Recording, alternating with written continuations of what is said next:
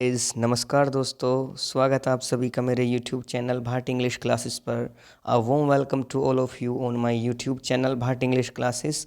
और आज का जो वीडियो है बड़ा स्पेशल आपके लिए होने वाला है भाई। आप सभी की डिमांड थी कि भैया वोकैबुलरी का भी सेशन लेकर चले आप ग्रामर के साथ साथ। तो मेरे अब 2 सेशन यहाँ पर रेगुलर बेस पर चल रहे हैं।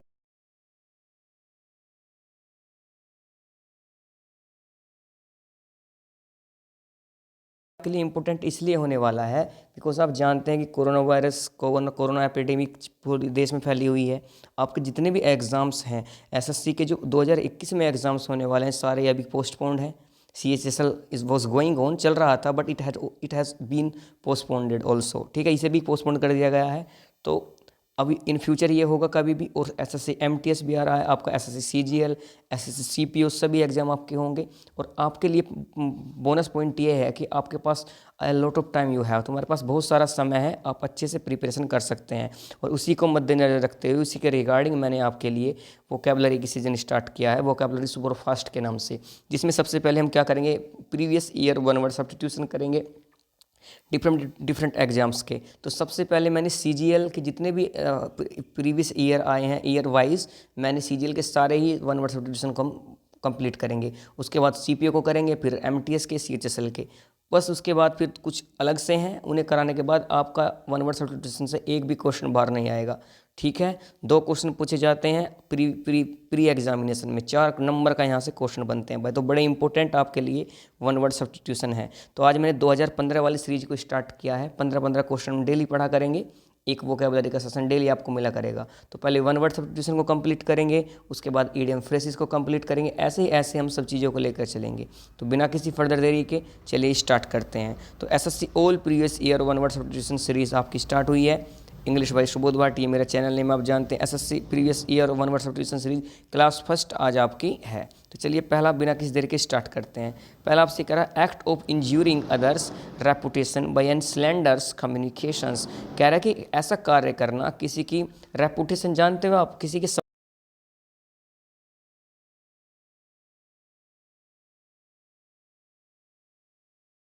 भैया बदनामी के लिए लगता है। जब आप किसी की बदनामी करते हैं उस वर्ड के लिए हम स्लैंडर यूज करते हैं। कम्युनिकेशन, बोलचाल से किसी की बदनामी करना, तो उसे क्या बोलते हैं भैया, देखते चलते ऑप्शन पे चलते हैं। पहला ऑप्शन है आपका ऑर्केस्ट्रेशन। ऑर्केस्ट्रेशन का मतलब होता है प्रैक्टिस ऑफ राइटिंग म्यूजिक। ठीक है, म्यूजिक के रिलेटेड ये वर्ड है आपका, तो ये आपका नहीं होगा। ठीक है, तो अगला ऑप्शन है एबिरेशन। एबिरेशन का मतलब होता है किसी चीज़ का क्रमिक कम होना, सीक्वेंस में कोई चीज़ कम हो जाना, उसे एबिरेशन बोलते हैं। ये भी आपका वन वर्ड में पूछा जाता है। तो इसका तो डिसलाइन हो सकता है, फॉल हो सकता है, डाउनफॉल हो सकता है, ये इसका नहीं होगा। मिस रिप्रेजेंटेशन, देखिए रिप्रेजेंटेशन आप जारी करते हैं दूसरों के सामने। ठीक है, तो मिस रिप्रेजेंटेशन क्या होगा, देखिए भाई जहाँ भी ये मिस वर्ड आ जाता है, मिस वर्ड, तो उस वर्ड का उल्टा वर्ड हमसे निकलता है, एंटोनियम उसका निकलता है। तो रिप्रेजेंटेशन का उल्टा मिस रिप्रेजेंटेशन का मतलब होगा तोड़ मरोड़ कर कोई बात आपके सामने रखना या बहकाना किसी को, ये भी आपका नहीं होगा। तो एक ऑप्शन बचता है आपका डेफमेशन, और defamation will be your correct answer. ठीक है, डेफमेशन का ही क्या होता है, सिनोनिम होता है स्लैंडर्स। ठीक है, तो अगर आप किसी की कम्युनिकेशन से, बोलचाल से किसी की बदनामी करते हैं, उसके सम्मान को आहत करते हैं, डेट्स कॉल्ड डेफमेशन। अंडरस्टैंड। चलिए आगे बढ़ते हैं। आपको फ़ायदा ये होने वाला है कि मैं एक क्वेश्चन में आपको 4 वन वर्ड तैयार करा दूंगा भाई आपके। ठीक है, तो 15 चौका 60 एक दिन में आप तैयार कर लोगे, तो बहुत सारी नॉलेज आपको मिलने वाली है। बने रहिएगा मेरे साथ। अगला क्वेश्चन है आपका a recurrent compulsive urge to steal. A recurrent का मतलब होता है चलते रहना, जो रेगुलर बेस पे चल रहा हो। कंपल्सिव मतलब होता है तुम्हारा आवेग या आवेश। अर्ग इच्छा होना, टू स्टील चुराने, करके एक बार बार उठने वाली इच्छा किस चीज़ की चुराने की, उसे क्या बोला जाता है। देखिए भाई उसे क्या बोला जाता है, देखते हैं आपके यहाँ पर हम उसे क्या बोला जाता है। देखिए भाई निमोनिया बोला जाता है क्या, नहीं,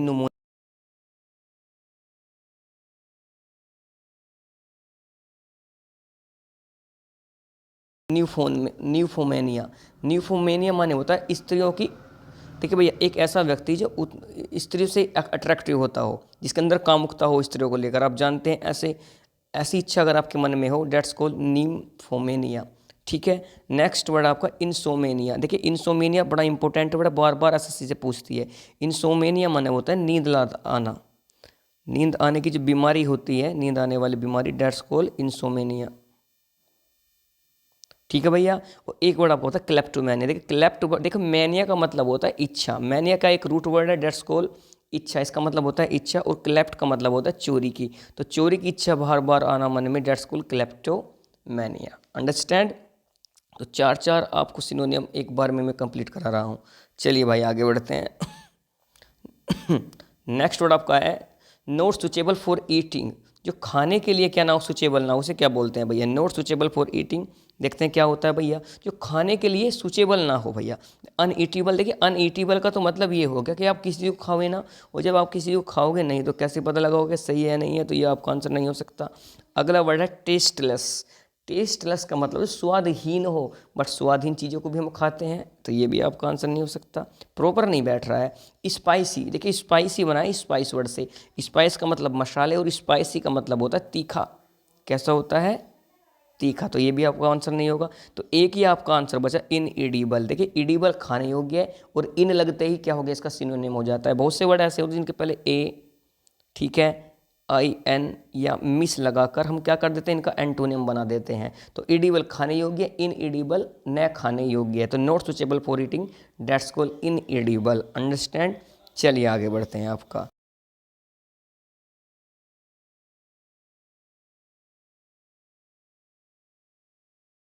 की स्टडी करना, अध्ययन करना ऑफ स्किन, त्वचा एंड इट्स डिजीजेस।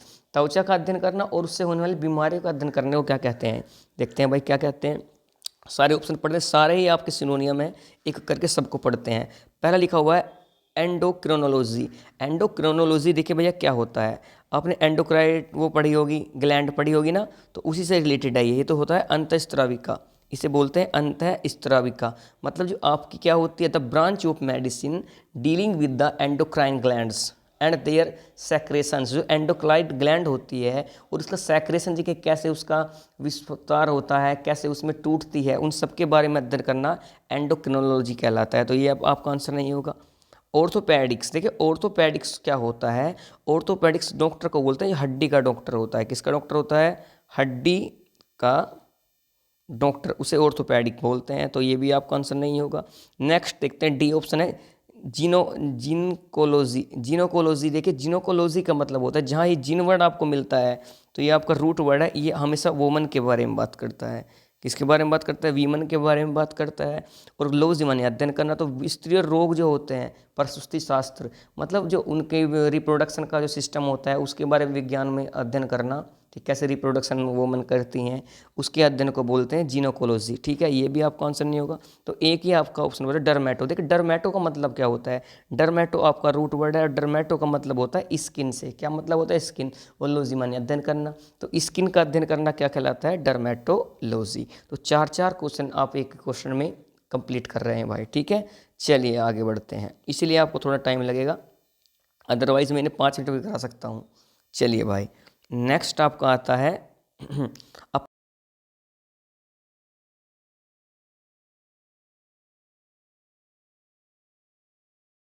बर्गलर लिखा हुआ है। बर्गलर होता है भैया तुम्हारा, चोर को बोलते हैं बर्गलर। किसे बोलते हैं? चोर को बर्गलर बोलते हैं। ये नहीं होगा। थीप भी चोर हो गया, ये भी नहीं होगा। वैंडल, देखिए वैंडल इंपॉर्टेंट है। वैंडल किसे बोलते हैं भैया? जो असभ्य होता है, बर्बर होता है। कौन होता है? बर्बर, असभ्य लोगों को बोला जाता है वैंडल। और भी इसके बहुत सारे सिनोनियम है, कई बार एसएससी में पूछे गए हैं। सैवेज, एक है बारबरश, इंपॉर्टेंट है। एक बुरिश होता है, बुरिश भी कई बार एसएससी ने पूछा है, BOORISH, बुरिश। और एक और है तुम्हारा बारबरस, याद रखना, BARBAROUS, बारबरश असभ्य को बोलते हैं। सब सिनोनियम है वैंडल के। तो ये भी नहीं होगा। तो इसका एक ही ऑप्शन आपका बचा है इंट्रूडर। इंट्रूडर होता है घुसपैठिया, जो जबरदस्ती घर में आ जाए, बिना किसी कारणवश घर में आ जाए, that's called intruder. Will be your correct answer with this particular question. Okay, let's go for next question. अगला क्वेश्चन आपके पास है, इंपॉर्टेंट है भाई, ये भी कई बार एसएससी ने पूछा है। चलिए भाई इसके बारे में बात करते हैं। लिखा हुआ है a story in which animal और objects speak and give wholesome moral lesson.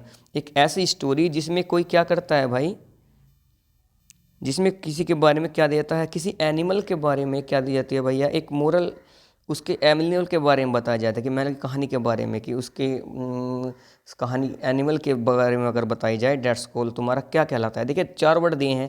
Legend का मतलब क्या होता है? देखिए लीजेंड का मतलब 2 होते हैं। एक तो होता है प्रसिद्ध व्यक्ति, फेमस पर्सन के लिए आता है तुम्हारा। एक तुम्हारा आता है कोई कोई तुम्हारा एंशियंट टाइम में कोई प्राचीन कथा होती है, कोई तुम्हारी प्राचीन कथा, पौराणिक कथा बोल सकते हैं। और पौराणिक कथाओं में किसी योद्धा के बारे में अगर बताया जाए, लीजेंड हो, उसके लिए लीजेंड वर्ड हम यूज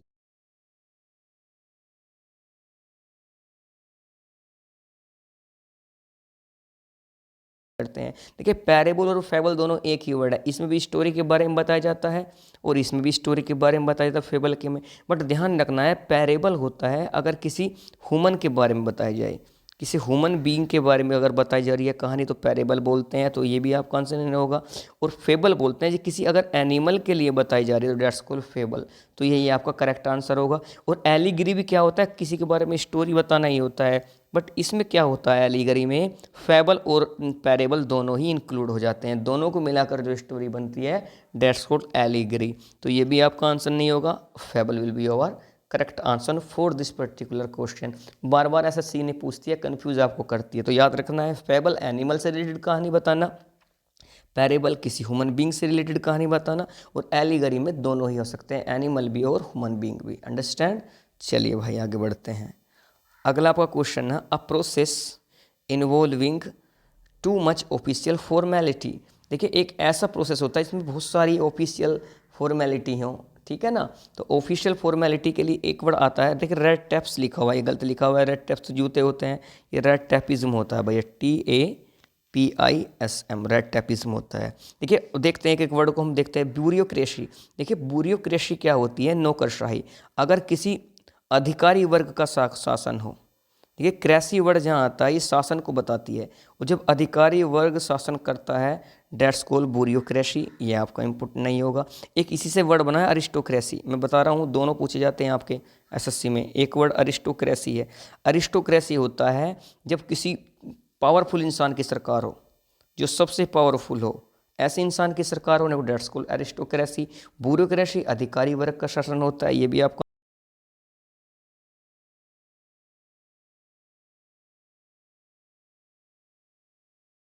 वर्ड है। ये हमेशा हॉट विषय बना रहता है, क्योंकि आपके बॉलीवुड में बताया जाता है कि नेपोटिज्म भरा हुआ है बॉलीवुड के अंदर। नेपोटिज्म का मतलब था भाई भतीजावाद। भाई भतीजावाद अक्सर कहा जाता है कि बॉलीवुड में अपने जो भाई भतीजावाद उन्हें ही एक्टर बनाया जाता है। तो नेपोटिज्म भी नहीं होगा। इसका एक आंसर बचता है C, red tapism. Red tapism का मतलब है ऑफिशियली फॉर्मेलिटी आप निभाते हो, that's called red tapism. Understand? It will be your correct answer. चारों ही ऑप्शन इंपॉर्टेंट है, इन चारों पर ही क्या होते हैं, SSC में भर भर के क्वेश्चन बनते हैं। ठीक है भैया, चलिए आगे बढ़ते हैं। क्वेश्चन नंबर 8 के बारे में बात करते हैं। क्या कह रहा है आपसे क्वेश्चन नंबर, और देखिए सारे ही 2015 प्री एग्जाम में पूछे हुए हैं भैया, ठीक है, इसलिए आपके लिए इंपॉर्टेंट है। To free someone from all blames. देखिए क्या कह रहा है कि किसी भी इंसान को सारे बंधनों से मुक्त कर देना, जितने भी उसने पाप करे हैं उनसे उसे क्या कर देना, फ्री कर देना। उसे क्या कहते हैं, देखते हैं भैया, चारों ऑप्शन को पढ़ते हैं। देखिए फिलिंग का मतलब क्या होता है? फिलिंग का मतलब है गुस्से में कोई चीज़ फेंक देना। To throw something in angerness, गुस्से में फेंकना, गुस्से में फेंकना किसी चीज़ को, डेट्स कॉल्ड फीलिंग। ये तो आपका आंसर नहीं होगा। कह रहा है कि किसी को बरी करना। फॉरबिड तो बड़ा इजी वर्ड है, मना कर देना होता है, ये भी नहीं होगा। ये कंसोलिडेट का मतलब, ये इंपॉर्टेंट है। ये बार बार SSC पूछती है। कंसोलिडेट का मतलब होता है किसी चीज़ को एक कर देना, ठीक है, संगठित कर देना, संगठित करना, डेट्स कॉल्ड कंसोलिडेट। तो ये भी आपका आंसर नहीं होगा।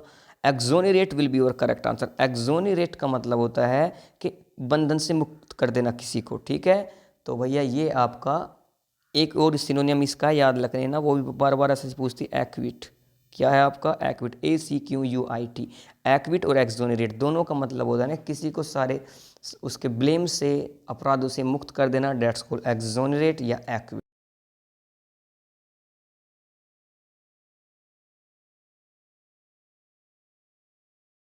कॉर्प्स, देखिए जहाँ बूरेल मन दफनाना, और क्रॉप्स माने होता है भाई आपका किसी मुर्दे को, किसी मुर्दे को, ठीक है, दफनाने की जगह को क्या बोलते हैं। तो देखिए इसके बारे में बात करते हैं। चलिए भाई, एक वर्ड है आपका इंटेरोगेट। इंटेरोगेट तो मैंने पूछताछ करना होता है, इसी से नया वर्ड बनता है इंटेरोगेटिव, आपने पढ़ा होगा सेंटेंस, इससे बनता है। इसका मतलब तो पूछताछ करने के लिए ये वर्ड यूज होता है, पूछताछ के लिए। तो इंटेरोगेटिव तो नहीं होगा भैया। इंटरपोज माने होता है भैया, इंटरपोज का मतलब क्या होता है, बड़ा ही हल्का वर्ड है। इंटरपोज का मतलब to insert between other elements, किसी चीज़ को किसी एलिमेंट में घुसे देना, देगा ना, घुसेड़ना, घुसाना, डेट्स कॉल्ड इंटरपोज। थोप देना भी दूसरे शब्द में आप कह सकते हैं, थोप देना, डेट्स कॉल्ड तुम्हारा इंटरपोज। तो ये भी आपका आंसर नहीं होगा। अब दो वर्ड बचते हैं, एक इंटरमेंट है, एक इंटरनमेंट है। दोनों बड़े इंपॉर्टेंट है भैया, सिर्फ एक एन की इनमें कमी है, एक में एन लगा हुआ है, एक में नहीं लगा हुआ है। देखिए दोनों का समझना आपके लिए बेहद ज़रूरी है। इंटरमेंट का मतलब क्या होता है, अगर एन नहीं लगा हुआ, इसका मतलब होता है किसी को नज़र बंद कर देना। क्या कर देना, नज़र बंद कर देना। अभी हाल ही में न्यूज़ आई थी कि जम्मू कश्मीर के नेताओं को नज़रबंद कर दिया है, तो वहाँ इंटरमेंट वर्ड यूज हुआ होता है भैया, इसलिए ये इंपॉर्टेंट भी है, हॉट टॉपिक है। तो ये आपका आंसर नहीं होगा। आपका करेक्ट आंसर होगा इंटरनमेंट। इंटरनमेंट का मतलब होता है द बुरिल ऑफ अ कॉप्स, किसी भी मुर्दे को दफनाने को कहते हैं इंटरनमेंट। इंटरमेंट नज़रबंद कर देना। तो चारों ही आपके लिए इंपॉर्टेंट है, चारों ही वर्ड हैं, ये भर भर के एसएससी पूछती है बार बार। चलिए भाई आगे चलते हैं। नेक्स्ट आपका आया a person who deliberately sets fire to a building. देखिए क्या कहना चाह रहा है, कह रहे कि ऐसा व्यक्ति, डेलिबरेटली माना होता है जानबूझकर, सेट्स फायर मतलब जला देना, टू अ बिल्डिंग, एक ऐसा इंसान जो व्यक्ति जानबूझकर बिल्डिंगों को जला दे, उसको क्या बोलते हैं। देखिए हाईजैकर तो नहीं हो सकता, हाईजैक करना तो आप जानते हैं, ये नहीं हो सकता।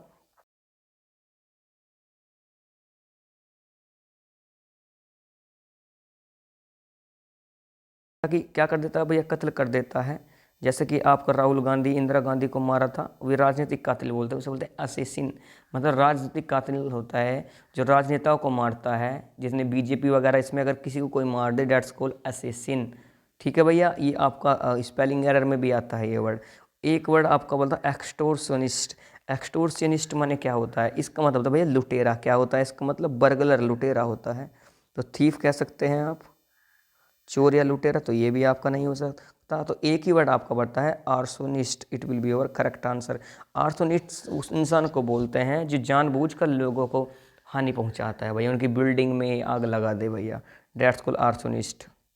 चलिए भाई आगे बढ़ते हैं। नेक्स्ट वर्ड आपके सामने आया है one who makes an official examination of accounts. ये इंपॉर्टेंट है भैया, कई बार ऐसा से पूछती है।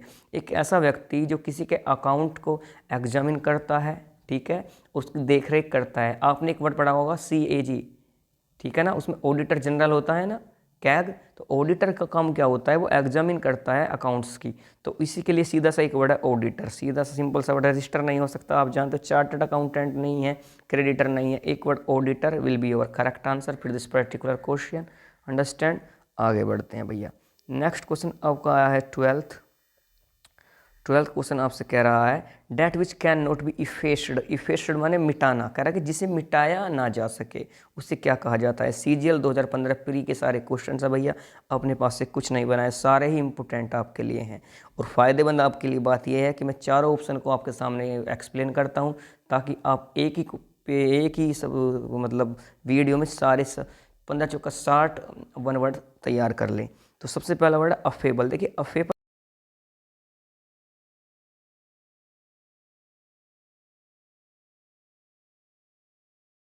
ठीक है, इसके लिए एक वर्ड होता है सोशिएबल, हो सकता है, आप जानते हैं। एक अकोमोडेट, अच्छा वर्ड है अकोमोडेट। एक वर्ड है चमी, CHUMMY, चमी भी एक वर्ड होता है, किसके लिए, अफेबल के लिए, मिलनसार व्यक्ति के लिए। और एक वर्ड जो इंपॉर्टेंट है इसके लिए है अकोमोडेट, ACCOMMODATE। ये आपका स्पेलिंग एरर में भी बार बार पूछा जाता है, तो अच्छा इंपॉर्टेंट वर्ड है, याद रखना।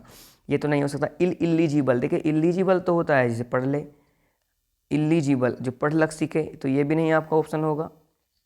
ठीक है, अब बस एक ही ऑप्शन बचा इंडेलिबल। देखिए डेलिबल जिसे मिटाया जा सके, इन लगते ही क्या बने, इसका एंटोनियम बना, मैंने अभी थोड़ी देर पहले आपको बताया था। तो इंडेलिबल जिसे मिटाया ना जा सके, that which can not be effaced, that's called indelible. Understand.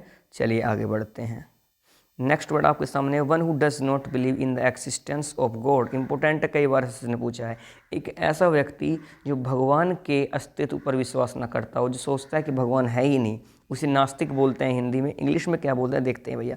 देखिए थीस्ट, जो थीस्ट वर्ड है ये नहीं होगा। थीस्ट तो होता है जो भगवान में विश्वास करे, हु बिलीव इन गॉड, इसे तो आस्तिक बोलते हैं भैया। ये कौन होता है? आस्तिक होता है। मिस्टिक, मिस्टिक भी नहीं हो सकता। मिस्टिक तो वो हो गया भैया, राजसी बोलते हैं, या किसे बोलते हैं मिस्टिक? जो आपके साधु संत होते हैं उन्हें बोलते हैं। ये तो भैया पूजा पाठ करने वाला होता है, ये भी नहीं होगा। किनिक, देखिए किनिक इंपॉर्टेंट है और कई बार पूछा जा चुका है। निंदक होता है, जो क्या करता है? दूसरे आदमी में कमी ढूंढता है, उसकी निंदा करता है, या दूसरों को देखकर खुश नहीं होता। या इसके लिए एक वर्ड और है बड़ा इंपॉर्टेंट, मिसनथ्रोपिस्ट। मिसनथ्रोपिस्ट, THROPIST। मिसनथ्रोपिस्ट का मतलब होता है जो मानव जाति से नफरत करता है। ये भी आपका नहीं हो सकता।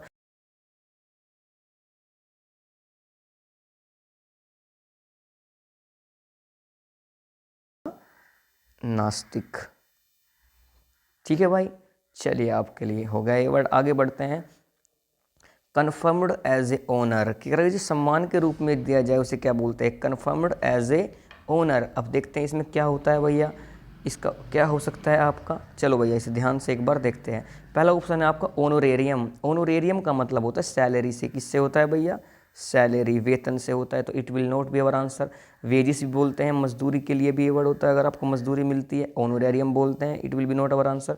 ऑनरेबल, ऑनरेबल का होता है माननीय, ये प्रतिष्ठित। ठीक है, तो आपका यही प्रेस्टिजियस होगा, यही आपका करेक्ट आंसर होगा। आगे बढ़ते हैं और देखते हैं। एक वर्ड ध्यान रखना, ऑनोरेरी जो फोर्थ इसका ऑप्शन है, इसे ध्यान रखना। इसका ये कई बार आपने एसएससी ने पूछा है। इसका मतलब होता है अवैतनिक, ऐसा व्यक्ति जो बिना पैसे के किसी की नौकरी करे। भाई बताओ, ऐसे नौकरी की तो सबको ज़रूरत है, मुझे भी ज़रूरत है, जो बिना पैसे के मेरी वीडियो एडिटिंग कर दे तो ऐसे नौकर की सबको ज़रूरत है। अनपेड या अनसैलरी हम इसके लिए सिनोनिम ढूंढ सकते हैं। तो ये भी आपका इंपॉर्टेंट वर्ड है, याद रखना भैया। ठीक है, एसएससी ने बार बार इसे पूछा है, कई बार दफ़ा ये आ चुका है। चलिए आगे बढ़ते हैं। लास्ट आज का आपका आखिरी क्वेश्चन ये रहा आपके सामने।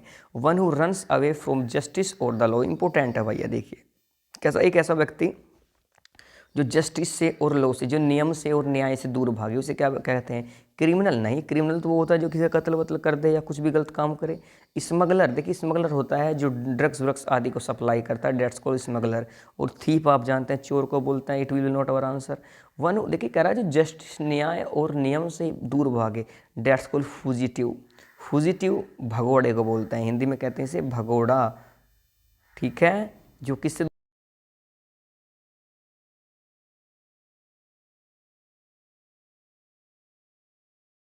में सारे वन वर्ड सब्स्टिट्यूशन 15 कराए हैं, जो 2015 सीजीएल के प्री में पूछे गए हैं। और अभी 2015 की सीरीज को हम चलाएंगे, इसे कंप्लीट करेंगे, फिर 2016 वालों को करेंगे, फिर 2017, ऐसे ही 2020 तक के सभी सीजीएल के निकाल खत्म करेंगे। उसके बाद सीपीओ वाले, सीएचएसएल वाले। और देख लेना आप किसी भी एग्जाम में क्रैक करोगे हर एग्जाम को। ठीक है, इस तरह से मैंने वो कैप की सीरीज आपके लिए बनाई है और काफ़ी मेहनत की है भाई। तो प्लीज़ वीडियो को लाइक करें, चैनल को सब्सक्राइब करें और वीडियो को शेयर करिए, ताकि आप जैसे बहुत सारे भाई इसका फ़ायदा उठा सकें। ठीक है, तो इसी उम्मीद के साथ कि आपको वीडियो पसंद आया होगा, मैं आपका दोस्त सुबोध भाटी आपसे विदा लेता हूँ। मुलाकात होगी अगले सेशन में, तब तक के लिए बाय। ख्याल रखें अपना, खुश रहे। Have a good day.